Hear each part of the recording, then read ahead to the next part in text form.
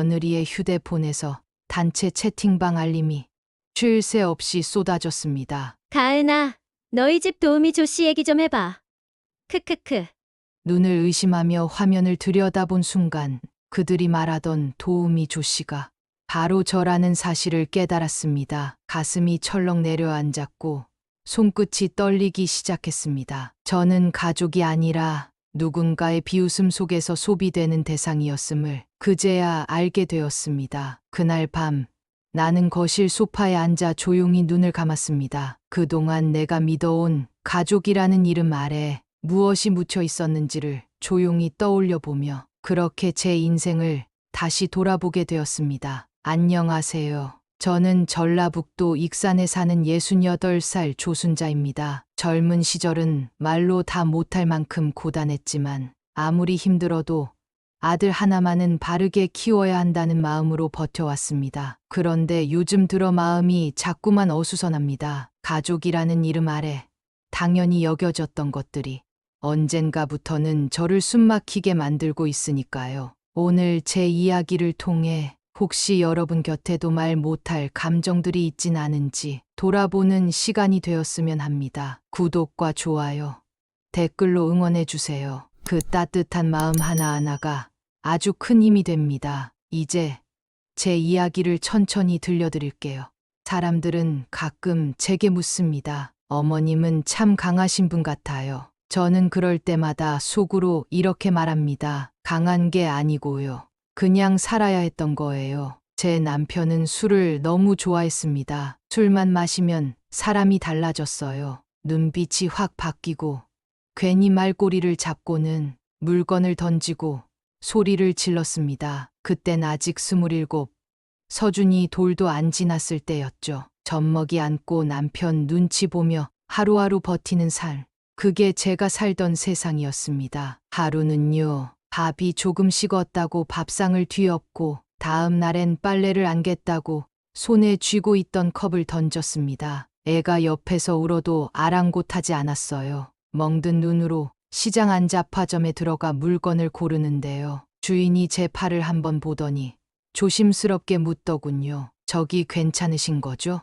그때 전 애가 장난치다가요 하며 웃었어요. 그런데 어느 날이었습니다. 새벽 2시였어요. 남편이 어딘가에서 술을 잔뜩 마시고 들어와 자고 있는 애를 흔들며 얘는 누구 닮아 이렇게 우냐고 소리쳤습니다. 그날 저는 더는 못 참겠더군요. 애를 품에 안고 미리 숨겨뒀던 지갑 하나만 들고 현관문을 열었습니다. 한겨울이었고 눈이 펑펑 오는 밤이었어요. 서준인 얇은 내복 하나만 입고 있었는데 제 품 안에서 자꾸 칭얼대더군요. 버스도 끊긴 시간이었고 휴대폰도 없던 시절. 그날 밤 저는 아이를 등에 업고 현관문을 나섰습니다. 얇은 내복 한 장만 입은 서준이는 제 등에 찰싹 붙어선 조용히 숨만 쉬고 있었어요. 저는 서준이 엉덩이를 조용히 토닥이며 그 새벽 시외버스 터미널까지 묵묵히 걸었습니다. 그날 이후 저는 조순자라는 이름은 버리고 그냥 서준이 엄마로만 살아왔습니다. 여관방 한 칸에서 시작한 삶이었어요. 낮엔 시장 좌판을 닦고 밤에는 식당 설거지를 했습니다. 잠은 하루에 2시간 정도. 그래도 서준이만 잘 자라주면 됐습니다. 아이가 처음으로 엄마라고 부르던 날은 제 손이 세제로 갈라져 피가 나던 날이었죠. 그때 참 많이 울었습니다. 서준이가 6살이 되던 해엔 포장 공장에서 납품용 박스를 날랐습니다. 하루 800개씩 사는 게 목표였는데 밤 11시 넘어서 기계에 손이 끼이면서 손목이 돌아갔습니다. 병원도 못 갔어요. 대신 붕대를 감고 반대 손으로 도시락을 싸고 애를 등원시켰습니다. 무거운 걸 오래 들면 손이 저릿저릿해졌지만 생계 앞에서는 그 통증조차 사치였습니다. 서준이는 그런 저를 늘 안쓰러워했어요. 엄마, 나중에 꼭 잘 돼서 엄마 집에서 살게 해줄게. 그 말 하나에 저는 또 일어났습니다. 겨울이면 손끝이 트고 갈라져 피가 났지만 누구 하나 그 상처를 들여다보는 사람은 없었습니다. 저는 그냥 묵묵히 내 아들이 성공해서 내 인생도 조금은 달라질 수 있겠지. 그 희망 하나로 버텼던 거죠. 그리고 서준이는 정말로 잘 자라줬습니다. 좋은 대학에 들어가고 번듯한 회사에 취직도 했고요. 나중엔 회사를 차려서 직원도 두고 제법 어깨를 펴게 되더군요. 그때 전 생각했습니다. 이제 좀 웃고 살아도 되겠다. 하지만 그게 제 착각의 시작이었습니다. 서준이가 결혼한다고 했을 때 정말 기뻤습니다. 며느리가 처음 우리 집에 인사를 왔을 때 마음 한쪽이 벅차올랐습니다. 제 인생에서 가장 기쁜 순간 중 하나였죠. 며느리는 서준이보다 12살이나 어린 아이였습니다. 아들보다 훨씬 어린 나이라 처음엔 좀 놀랐지만 요즘은 나이 차이가 많이 나도 잘 지내는 부부들이 많다기에 서준이의 선택을 존중하기로 했습니다. 첫 인상은 화려하면서도 당당했고 말투는 다소 통통 튀는 편이었지만 요즘 아이들답다 여기며 흘려넘겼습니다. 결혼식 날 서준이 손잡고 나란히 서 있던 그 아이가 그렇게 예뻐 보일 수가 없더군요. 아들보다 12살이나 어리다 했지만 밝고 당당한 모습이 인상 깊었습니다. 우리 아들도 이제 한 가정을 이뤘구나라는 생각에 그간의 고생이 눈 녹듯 사라졌습니다. 결혼 후 몇 달 지나지 않아 손주가 생겼고 그날 저는 혼자 부엌에서 울었습니다. 내가 그렇게 바라던 손주구나. 그리고 손주가 태어났습니다. 아들이었고 이름은 하진이라 지었습니다. 하늘 아래 진주 같은 아이란 뜻이라네요. 서준이 품에 안긴 그 작은 생명을 보며 저는 또 한 번 가슴이 벅차올랐습니다. 그렇게 제게도 진짜 가족이 완성된 것만 같았죠. 그 작은 손, 눈꺼풀 떨림 하나까지도 그냥 눈물이 나더군요. 손주가 태어나던 날 산후조리를 돕겠다고 며느리 집으로 들어갔습니다. 하루 종일 빨래하고 미역국 끓이고 아기 기저귀 삶고 밤엔 가은이 젖 먹이느라 서준이도 거의 못 자더군요. 그 바쁜 와중에도 저는 웃었어요. 그저 그 애들이 행복하면 됐습니다. 그런데 하루 이틀 지나며 며느리의 말투가 조금씩 마음에 걸리기 시작했습니다. 어머님, 오늘 제가 약속이 있어서 그런데 하진이 좀 봐주실 수 있죠? 어머님, 빨래 넣어놓으셨죠? 이번엔 수건 좀 따로 구분해서요. 하진이 피부 예민하잖아요. 다음부턴 그냥 저 말 안 해도 알아서 해주시면 더 좋고요. 어머님이 계시니까 너무 든든해요. 친정엄마보다 더 편하고 좋아요. 그때까지만 해도 저는 그 말들이 그냥 툭툭 던지는 말이라 생각했습니다. 말투는 거칠어도 속정은 있겠지 싶었고 그저 젊은 부부가 정신없이 사는 거겠지 이해하려 했습니다. 하지만 며느리의 말투는 점점 부탁이 아니라 지시처럼 들렸습니다. 어머님, 저녁엔 소고기 푸짐하게 넣어서 미역국이요. 저 요즘 아무거나 못 먹거든요. 그리고 아침엔 들기름 달걀밥 꼭 해주세요. 서준 씨 아침 굶으면 예민해져서 저 피곤해요. 명절에도 며느리는 한자리에 앉아 핸드폰만 만지작거렸고 심지어 물 한 잔도 직접 가져다 먹는 법이 없었습니다. 저는 부엌과 거실을 몇 번을 오갔는지 기억도 나지 않습니다. 어깨는 빠질 듯 아팠고 허리는 굽어갔지만 며느리는 어머님, 다 되셨어요? 한마디만 툭 내뱉을 뿐이었습니다. 어느 날 며느리가 미용실에 예약이 있다며 급히 외출을 했습니다. 그런데 그녀가 나간 지 몇 분도 되지 않아 거실 테이블 위에서 진동 소리가 울렸습니다. 며느리의 휴대폰이었습니다. 급히 나가느라 놓고 간 모양이더군요. 화면을 스치듯 본 순간 단체 채팅방 메시지들이 쏟아져 들어오고 있었습니다. 가은 절친방. 가은아, 너희 집 도우미 조씨 얘기 좀 해봐, 크크크. 진짜 상주한다고? 완전 부럽네. 어머님이 아니라 그냥 도우미처럼 쓰는 거야? 대박 크크. 그리고 마지막 줄엔 가은아? 왜 답이 없어? 그 순간 손이 떨렸습니다. 그 방에서 말하던 도우미 조 씨는 바로 저였습니다. 그 순간 머리가 멍해졌고 심장이 천천히 내려앉았습니다. 저는 이 집에서 가족이 아니라 집안일 해주는 사람이었던 겁니다. 그날 밤 아들 서준이가 퇴근하고 들어오자 조심스레 말했습니다. 서준아, 혹시 내 와이프가 날 좀 무시하는 건 아닐까? 서준이는 제 눈도 보지 않고 말했습니다. 아유, 엄마.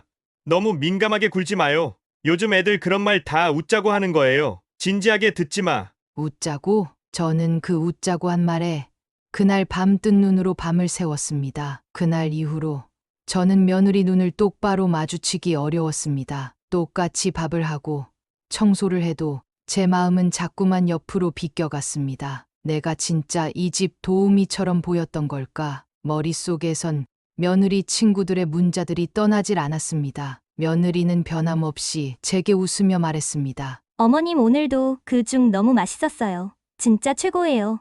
그 말에 저는 그냥 웃었습니다. 하지만 그 웃음은 예전의 웃음이 아니었습니다. 그건 입꼬리만 올라간 웃음이었고 마음은 그대로 얼어붙어 있었습니다. 서준이는 여전히 아무것도 모르는 듯 퇴근 후 TV를 보며 웃고 있었습니다. 그 애가 아내에게 따끔하게 한마디라도 해주길 바랐지만 그 기대는 점점 바보 같은 희망으로 느껴졌습니다. 제가 말을 꺼낼라 치면 엄마, 또 그 얘기예요? 하고 짜증부터 냈습니다. 그럴 때마다 저는 입을 다물었습니다. 입을 다물면 마음이 다쳐갑니다. 어느 날은 며느리 친구들이 집에 놀러 왔습니다. 가은이는 아기와 남편 자랑을 한참 늘어놓다가 저한테 들으라는 듯이 말했습니다. 우리 집 도우미 조씨 덕분이잖아. 친정엄마는 뭐 하나 안 해도 된다니까. 완전 VIP 생활 중. 저는 그 말을 듣고도 물끄러미 며느리 얼굴만 바라봤습니다. 정말 내 앞에서까지 그 말을 하는구나. 친구들은 깔깔 웃으며 말했습니다. 아, 진짜 부럽다. 니네 집 완전 풀옵션이네? 야, 도우미가 시어머니면 진짜 좋은 거 아냐? 그 순간 제 자리가 마치 거실의 의자처럼 느껴졌습니다. 아무 말 없이 묵묵히 자리를 지키고 있는 가구처럼요.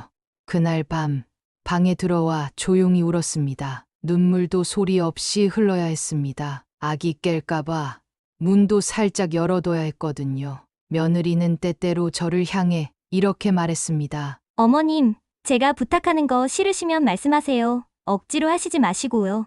그 말은 겉으론 배려처럼 들렸지만 안에는 책임 회피가 들어 있었습니다. 제가 거절하기라도 하면 아, 그럼 친정엄마 불러야겠네. 하며 미간을 찌푸리곤 했습니다. 그러던 어느 날 동네 시장에서 익숙한 얼굴을 만났습니다. 한참 함께 일했던 가게 언니였습니다. 순자 씨, 요즘 파출부 하신다며? 가은이 엄마가 그러던데. 그 말에 숨이 턱 막혔습니다. 아, 아니에요. 그냥 손주 봐주러 있는 거예요. 말을 더 잇지 못하고 돌아섰습니다. 동네방네 소문이 나 있었던 겁니다. 며느리는 도우미 조씨 이야기를 친구들에게만 한 게 아니었던 거죠. 저는 그날 이후로 장도 안 봤습니다. 누가 뭐라 하지 않아도 얼굴이 화끈거렸습니다. 서준이에게 또 말을 꺼내봤습니다. 서준아, 나 이제 좀 쉬고 싶다. 집에 돌아가면 안 될까? 그는 숨을 쉬듯 대답했습니다. 엄마, 거긴 추워요. 가은이도 힘들어하고 그냥 조금만 더 참아요. 조금만 더? 그 조금이 도대체 언제까지일까요? 밤에 잠이 오지 않아 하진이 옆에서 조용히 창밖을 보았습니다. 창문 유리에 비친 제 모습이 낯설었습니다. 한때 공장에서 일하며 손을 다쳐가며 아들을 키워낸 엄마였는데 지금은 이름조차 지워진 도우미 조씨였습니다. 그때 처음으로 생각했습니다. 내가 왜 이 집에 있어야 하지?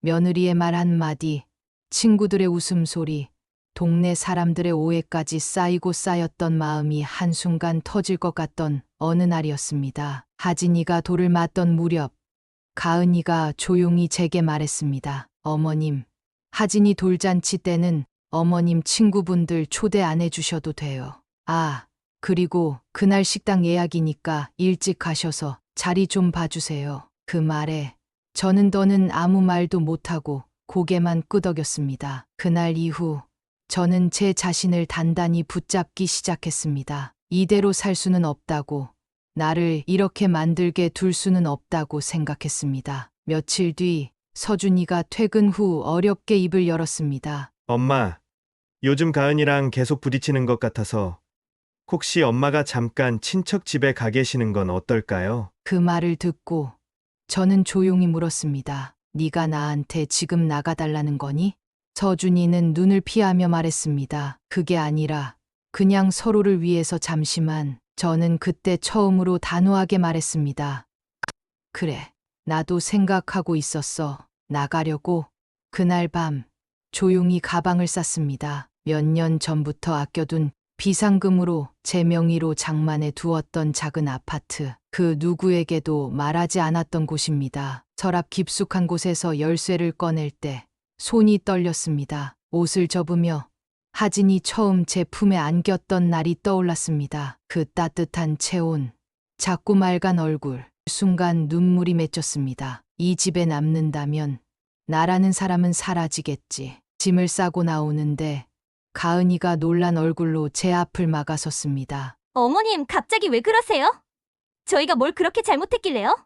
저는 담담히 대답했습니다. 네가 뭘 잘못했는지 정말 몰라서 묻는 거니? 그 말에 며느리는 말문이 막힌 듯 아무 대꾸도 하지 못했습니다. 서준이도 마찬가지였습니다. 고개를 숙인 채 제 눈을 피했습니다. 잠시 침묵이 흐르던 거실에 서준이의 목소리가 터졌습니다. 그래, 네가 그렇게 행동하니까 엄마가 집을 나가시겠다는 거잖아. 내가 뭘 그렇게 잘못했는데.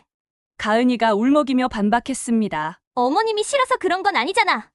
그건 그렇고 어머니 잠깐 친척집에 다녀오시라고 한 건 당신이잖아.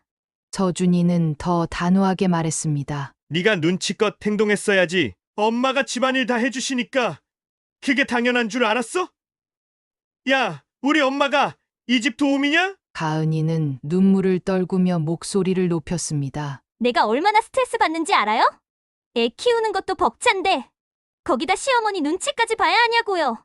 저는 그 모습을 조용히 바라보았습니다. 더는 끼어들지도 않았고 변명하지도 않았습니다. 그저 짐을 들고 조용히 문을 나섰습니다. 문을 나서기 직전 하진이 장난감 상자에 있던 작은 인형 하나를 바라보았습니다. 그 인형은 한때 제 무릎 위에서 하진이가 꼭 쥐고 있던 것이었습니다. 그 장면을 뒤로하고 문을 열고 나오는 제 발걸음은 무거웠지만 마음은 이상하게 후련했습니다. 하지만 이게 끝이 아니란 걸 저는 직감적으로 알 수 있었습니다. 이대로 끝날 며느리가 아니니까요. 가은이는 분명히 또 무언가를 꾸밀 겁니다. 다만 이번엔 예전처럼 당하고만 있지는 않을 겁니다. 제 삶을, 제 이름을 되찾기 위해서라도요.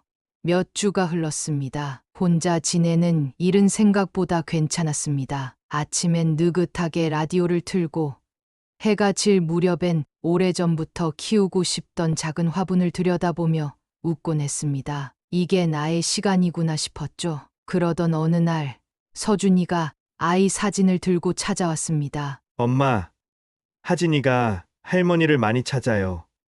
가은이도 미안하다고 해요. 다시 와주시면 안 될까요? 이번엔 제가 진짜 잘할게요. 서준이 눈가엔 진심이 보였습니다. 가은이는 저한테 들으라는 듯 얼굴을 한껏 꾸미고는 죄송하다며 고개를 숙였습니다. 어머님, 정말 반성했어요. 다시는 그런 말도, 그런 행동도 안 할게요. 제발 하진이 위해서라도. 그날 밤 한참을 고민하다 다시 돌아가기로 결심했습니다. 하지만 이번엔 제가 무너지지 않도록 제 마음을 단단히 다잡고 들어갔습니다. 처음 며칠은 평온했습니다. 가은이는 싱글벙글 웃으며 도와주겠다고 나섰고 집안 분위기도 나쁘지 않았습니다. 하지만 일주일, 보름이 지나자 다시 부탁이 늘어났습니다. 어머님, 저 오늘 클리닉 좀 다녀올게요. 하진이 좀 부탁드려요. 어머님, 저 이거 잘 모르는데 대신 좀 처리해 주시겠어요? 거기까진 참았습니다. 하지만 어느 날 집에 놀러 온 가은이 친구들 앞에서 그녀는 또 다른 얼굴을 보였습니다. 가은이 친구 중 하나가 말했죠. 가은아, 너네 어머님 다시 오셨다며? 불편하지 않아? 그러자 가은이는 웃으며 대답했습니다. 불편하긴 우리 엄마보다 편하지. 눈치도 안 주고 알아서 다 해주시잖아. 완전 천사 시어머니지 뭐. 그 웃음 속에 담긴 그 말들, 저를 사람으로 보지 않는 듯한 시선이 담겨 있었습니다. 다시 가슴 깊숙한 곳이 찢어지는 것 같았습니다. 며느리의 속내는 여전했습니다. 며칠 전부터 가은이는 저에게 조금씩 이상한 말들을 하기 시작했습니다. 어머님, 요즘 자꾸 물건 찾으시더라고요. 아까 리모컨도 냉장고 안에 넣어두셨잖아요. 지난번에도 약 드시고는 드셨는지 기억 안 나신다고 하셨죠? 요즘 계속 그런 일들이 많아 보여요. 하진이 이유식도 어머님이 2번 주셨다고 하던데 혹시 피곤하셔서 그런 건가 싶었어요. 그 말들은 점점 쌓여갔습니다. 가은이는 늘 부드러운 말투로 말했지만 그 속에는 뚜렷한 의도가 담겨 있었습니다. 서준이도 어느 날 조심스럽게 말했습니다. 엄마, 가은이가 좀 걱정하더라. 요즘 자주 깜빡하신다고 해서 혹시 검사 한번 받아보시는 게 어때? 저는 억장이 무너졌습니다. 이젠 나를 치매 환자로 몰아가려는 건가? 그리고 그 다음 날 동네 슈퍼에서 주민센터 직원과 마주쳤습니다. 반가운 듯 인사하던 그 직원은 잠시 머뭇거리더니 조심스럽게 말했습니다. 어르신 지난번 요양원 상담 신청건 말입니다. 그거 며느님께서 접수하셨던데요. 혹시 알고 계셨어요? 그 순간 등골이 서늘해졌습니다. 요양원 상담? 돌아와 몰래 가은이 휴대폰을 확인했습니다. 화면엔 희망요양병원 예약 확인이라는 메시지가 선명하게 떠 있었습니다. 그리고 친정엄마와 나눈 문자도 보였습니다. 너네 시어머니 요즘 정신줄이 왔다 갔다 하시는 거 같지 않니? 맞아, 나도 그걸로 슬슬 분위기 만들어 보려 했어. 서준 씨 설득도 조금씩 해볼게.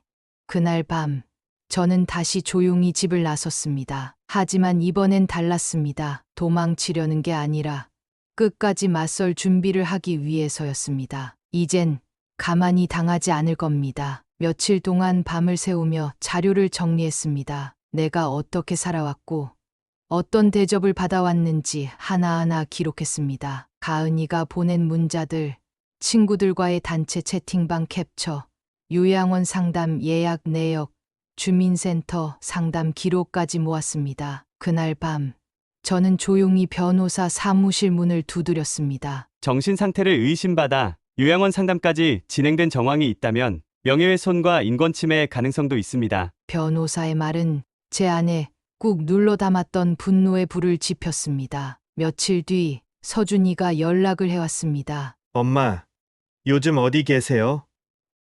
하진이도 찾고 가은이도 많이 반성했대요. 저는 아무 말 없이 아들을 만나러 나갔습니다. 가슴 깊은 곳에서 여러 감정이 밀려왔지만 저는 최대한 담담하게 마주했습니다. 카페에 앉은 서준이의 눈은 한없이 흔들리고 있었습니다. 저는 그 앞에 천천히 자료 파일을 꺼내 놓았습니다. 이게 다 가은이가 한 짓이야. 나를 정말 요양원에 가두려고 했던 거니? 서준이는 처음엔 믿을 수 없다는 듯 고개를 저었습니다. 하지만 하나하나 읽어 내려가며 그의 표정이 굳어갔습니다. 정말 이게 사실이에요?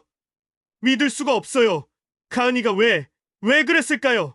엄마를 그렇게까지. 서준이는 고개를 떨군 채 중얼거렸습니다. 저는 단호하게 말을 이었습니다. 이건 선을 많이 넘은 일이야. 단순한 무례함이 아니라 엄마를 철저히 고립시키고 밀어내려 한 거라고. 그날 이후 서준이는 달라졌습니다. 며느리 가은이는 여전히 저를 몰아세우려 했지만 이번엔 서준이 먼저 입을 열었습니다. 가은아, 너 어머니를 도움이라고 불러? 친구들한테 그런 말까지 하면서 도대체 무슨 생각으로 그런 짓을 했던 거야? 가은이는 당황하며 손을 내저었습니다. 그거 그냥 웃자고 한 말이야. 애들도 다 그렇게 농담처럼 말하는 거고 나도 힘들었잖아. 웃자고? 요양원 상담까지 농담이었어? 며칠 뒤 저는 조심스럽게 집으로 돌아왔습니다. 그날 저녁 집 안은 얼어붙은 듯 정적이 흘렀습니다. 저는 말없이 아기 장난감을 정리하며 둘의 싸움을 들었습니다. 가은이는 울면서 외쳤습니다. 나 그냥 살고 싶었어. 나도 편하고 싶었다고. 그래서 어머니를 버리려고 한 거야?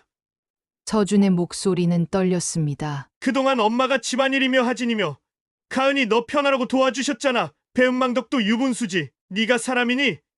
우리 엄마가 싫었으면 그때 정중하게 말씀드리든가. 뒤에서 요양원, 정신상태, 그게 할 짓이야? 서준의 목소리는 점점 분노로 가득 차 있었습니다. 가은이는 마지막 남은 자존심을 내세우듯 말했습니다. 당연한 줄 알았어. 누가 봐도 어머님은 도우미처럼 일만 하셨잖아. 가족이라기보단 그냥 편하게 부릴 수 있는 사람 같았다니까. 그 말을 들은 서준은 더는 참지 못하고 소리쳤습니다. 야, 우리 엄마가 도움이야? 널 위해 밥하고 청소하고 아이 돌보고 그동안 엄마가 해준 게 얼마나 많은데 한 번이라도 진심으로 감사한 적 있어? 사람이라면 최소한의 양심은 있어야지. 가은이는 결국 울음을 터뜨렸고 뒤돌아 안방으로 들어가 문을 쾅 닫았습니다. 그날 밤 서준이는 제 방문 앞에서 무릎을 꿇었습니다. 엄마, 정말 죄송해요. 내가 너무 어리석었어요. 어머니를 믿지 못했던 게 제일 큰 죄예요.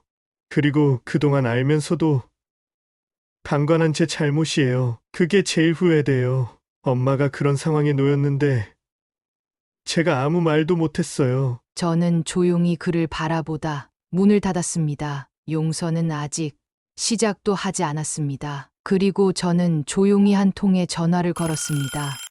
네, 기자님. 요즘 시어머니 학대 문제 인터뷰하겠습니다. 수화기를 내려놓고 한참을 숨을 골랐습니다. 그동안 눌러왔던 감정이었지만 더 이상은 참을 수 없었습니다. 누군가는 말해야 한다면 내가 해야지. 며느리의 뒤통수 같은 배신을 확인한 후 저는 더 이상 침묵할 수 없었습니다. 그동안 참아왔던 분노와 상처들이 마침내 터질 때가 온 겁니다. 그렇게 결심한 다음 날 변호사의 조언에 따라 관할 구청 사회복지과에 정식 진정을 넣었습니다. 요양원 상담 강제 신청 시도, 가스라이팅 정황, 명예훼손에 해당하는 문자 내용, 친구들과 나눈 모욕적 대화 캡처 등 증거를 하나하나 정리한 두꺼운 서류 뭉치를 들고 말이죠. 며칠 뒤 서준이가 다시 전화를 걸어왔습니다.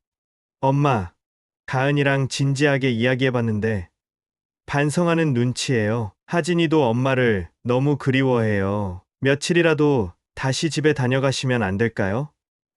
엄마가 계셔야 우리 집이 좀처럼 안정을 찾을 수 있을 것 같아요. 저는 조용히 말했습니다. 서준아, 그 집에 다시 들어간다면 이번엔 분명하게 내 입장을 밝히기 위해서야. 더는 예전처럼 참고 살지 않을 거야. 그렇게 단호한 결심을 안고 아들 집으로 향했습니다. 이번엔 용서를 구하려는 며느리의 연극에 속지 않기 위해, 그리고 마지막 단판을 짓기 위해서였죠. 현관문을 열고 들어서자 서준이와 가은이가 마중 나왔습니다. 가은이는 억지로 미소를 지으며 말했습니다. 어머님 오셨어요? 저는 눈을 마주치며 조용히 고개를 끄덕이고 거실 소파에 앉아 가방에서 두꺼운 서류 뭉치를 꺼내 식탁 위에 놓았습니다. 이 안에 네가 내게 했던 모든 말과 행동, 증거들이 들어있어. 요양원 상담, 주민센터 상담 내역, 친구들과 나눈 대화들 다 모았어. 가은이의 얼굴이 하얗게 질렸습니다. 그건 그냥 기분 나쁜 농담이었어요. 정말 그런 뜻 아니었어요.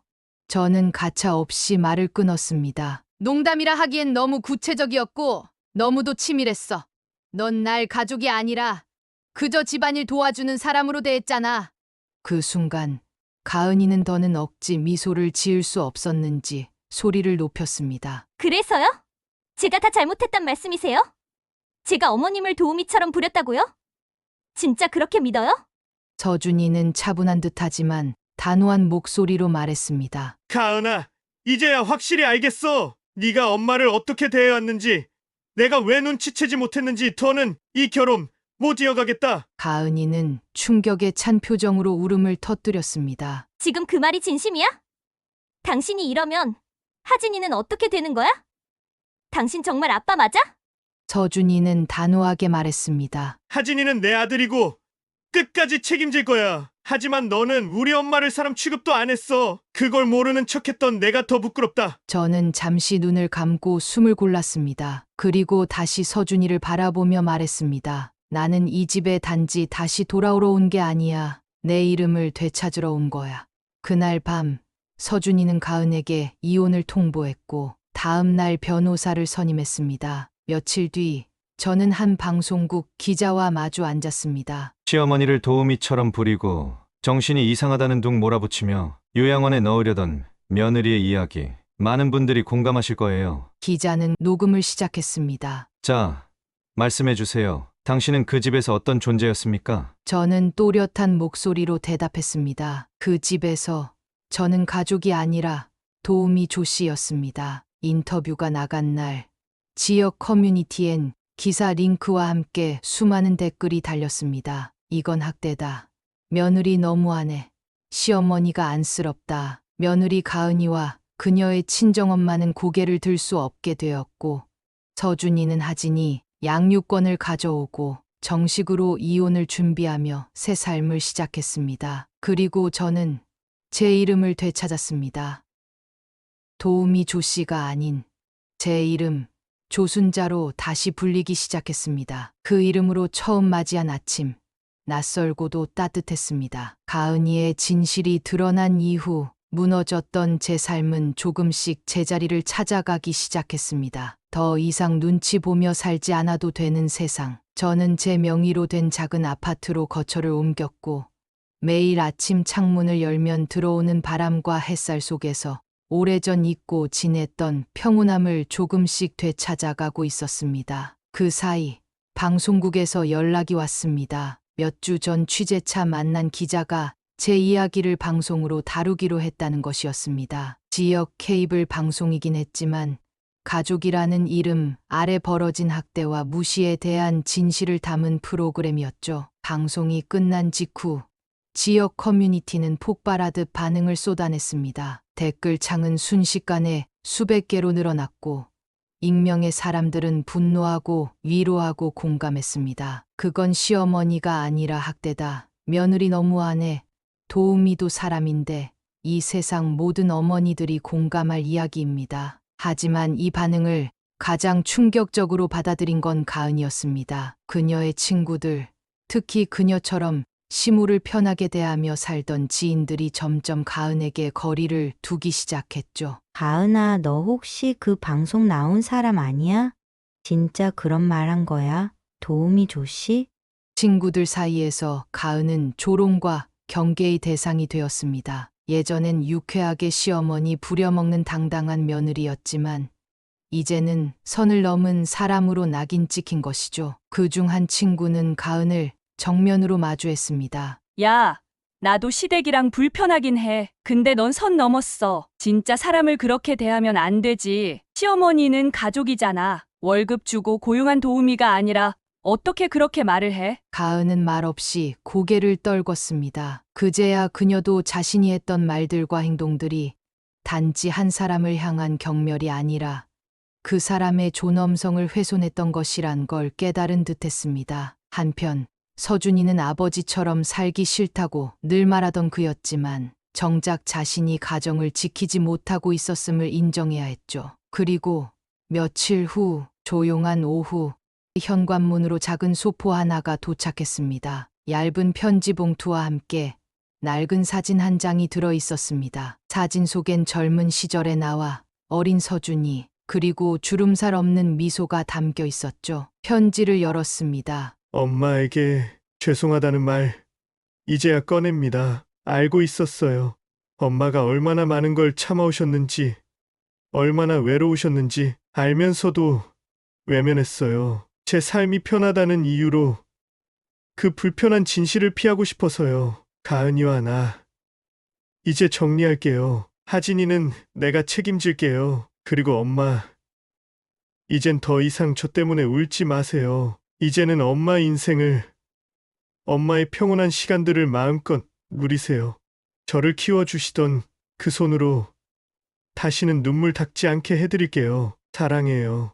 서준 올림. 긴 세월 쌓인 상처와 응어리가 조금씩 풀리는 듯했습니다. 그동안의 모든 인내와 침묵이 이제는 의미 있는 마침표를 찍는 듯했습니다. 방송 이후 가은의 삶은 눈에 띄게 흔들리기 시작했습니다. 결혼 후 전업주부로 지내던 그녀는 최근 다시 광고 홍보 업계 복귀를 준비하며 SNS 활동과 프리랜서, 제안 등을 이어가고 있었지만 이번 방송으로 모든 게 무너졌습니다. 도우미처럼 시어머니를 대하고 정신적으로 몰아세우며 요양원 입원까지 계획했던 내용이 공개되자 비난은 걷잡을 수 없이 퍼졌습니다. 어떻게 저럴 수가 있어? 가족인데 저런 사람이 누굴 대표해 광고를 한다는 거야? 그녀의 SNS 계정은 욕설 댓글로 가득 찼고 예정됐던 브랜드 협업은 모조리 취소됐습니다. 자신이 쌓아올리려던 이미지와 삶이 한순간에 무너져 내리는 참담한 경험이었습니다. 지인들마저 하나둘 멀어졌고 친정집조차 조용히 거리를 두었습니다. 한때 같은 생각을 공유하며 시어머니를 도우미 취급했던 친구들조차 방송 이후엔 손사래를 치며 등을 돌렸습니다. 난 그렇게까지 말 안 했어. 가은이. 좀 심했지. 우리 엄마는 절대 시어머니한테 그런 식으로 안 해. 모든 책임이 자신에게 돌아온 걸 깨달은 가은은 서준이 앞에서 무릎을 꿇고 울부짖었습니다. 서준 씨, 제발. 한 번만 다시 생각해 주시면 안 될까요? 저도 이제 어떻게 해야 할지 모르겠어요. 너무 무섭고 진심으로 후회하고 있어요. 하지만 서준의 눈은 단단했습니다. 그동안 다 알면서도 모른 척 지나쳤던 내가 더 부끄러워. 서류는 조용히 정리됐고 두 사람의 관계는 그렇게 끝이 났습니다. 시어머니는 가족입니다. 가족은 고용된 일꾼이 아니라 사랑으로 이어진 존재잖아요. 저희 진심 어린 말은 전국의 시청자들에게 큰 울림을 안겼고 어느새 존엄을 지킨 어른이라는 새로운 이름으로 불리기 시작했습니다. 그리고 어느 날 하진이가 다가와 작은 손으로 저희 손을 꼭 잡았습니다. 할머니 없으면 안 돼요. 우리 집엔 할머니가 꼭 있어야 해요. 그 손길이 그동안의 상처를 천천히 감싸주듯 따뜻했습니다. 모든 게 지나간 지금 저는 조용하고 평온한 하루하루를 살아가고 있습니다. 이젠 더 이상 누군가의 어머니, 며느리의 시어머니, 누군가의 손주 돌보미가 아닌 그저 조순자로 살아가는 시간이 주어졌습니다. 작은 아파트지만 내 이름으로 된 이 집, 아침에 햇살이 창문 너머로 들어오고 커피를 내리는 소리가 정막을 채워줍니다. 텃밭에 상추 몇 줄 심고 하진이가 놀러오면 같이 바람 쐬러 나가는 이런 시간이 예전엔 상상도 못했던 행복이었구나 새삼 느낍니다. 물론 가끔은 지난 일들이 불현듯 떠올라 마음이 시리기도 합니다. 하지만 그 또한 제 삶의 일부였고 그 시간을 딛고 지금 이 자리에 서 있기에 이제는 미워하거나 원망하지 않습니다. 며느리 가은이도 언젠가 자신의 삶을 돌아볼 날이 오겠죠. 누군가에게 상처를 준 시간만큼 본인도 배움이 있었기를 바랍니다. 서준이와 하진이는 여전히 제 곁에 있고 그 아이가 자라면서 할머니라는 이름을 자랑스럽게 여겨주기를 바랄 뿐입니다. 지금도 어딘가에서 저처럼 묵묵히 가족을 위해 헌신하다 상처받고 있는 누군가가 있다면 꼭 기억해 주셨으면 좋겠습니다. 당신은 혼자가 아니라고. 그리고 당신의 삶도 누군가의 그림자에 가려져선 안 된다고요. 가족이란 이름 아래 가려진 희생들이 이젠 존중과 사랑으로 되돌아오는 시대가 되기를 소망하며 이 이야기를 마칩니다. 이 영상을 끝까지 함께 해주신 여러분, 여러분의 이야기도 댓글로 나눠주세요. 혹시 여러분의 어머니, 시어머니, 혹은 당신 자신이 이 이야기에 닿아 있다면 당신의 목소리를 들려주세요. 영상이 마음에 드셨다면 구독과 좋아요, 댓글로 응원해주세요. 감사합니다.